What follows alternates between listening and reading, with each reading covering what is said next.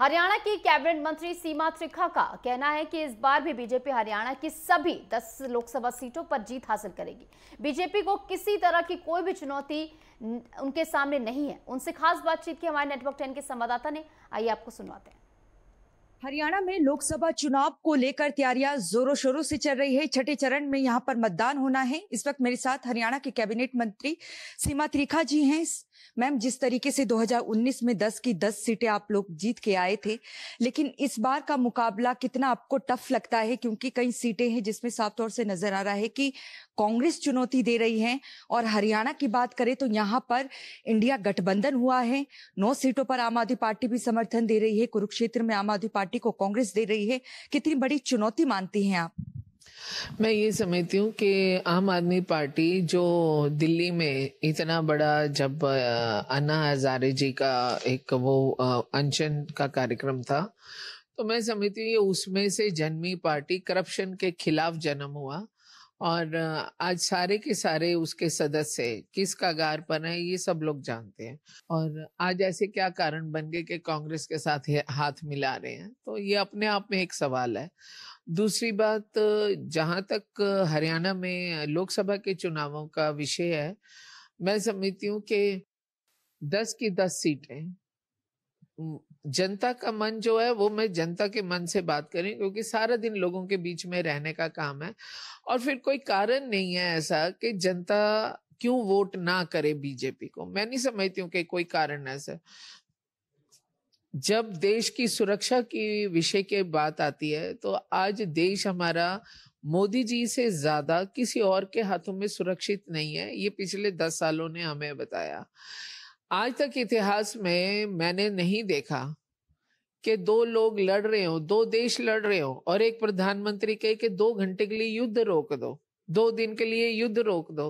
बताओ, आज तक इतिहास में कोई ऐसा उदाहरण बना हो कि जिसमें कि 2 देशों ने लड़ना छोड़ा एक तीसरे प्रधानमंत्री के कहे।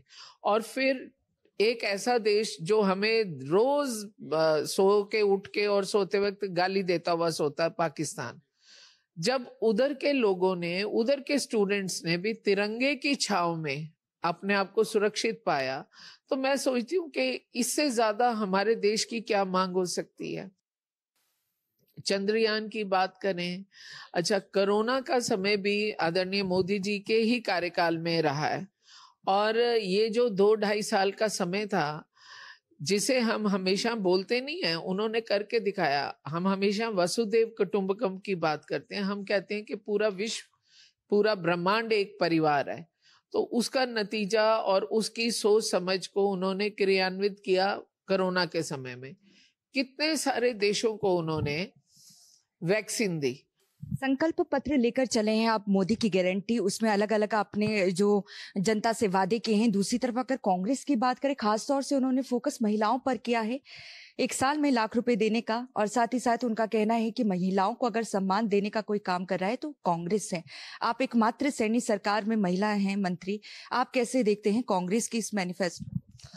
मैं समझती हूँ कि आदरणीय मोदी जी लेकर के आए अभी महिला रिजर्वेशन का बिल। तो मनोहर लाल जी के आने से पहले तो 10 साल कांग्रेस गवर्नमेंट थी। ये बताएं क्या किया।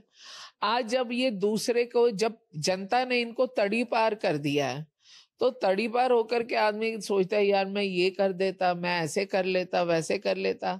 जैसा कि मैं समझती हूँ कांग्रेस की आदत है कि झूठे झूठे प्रलोभन देते रहो।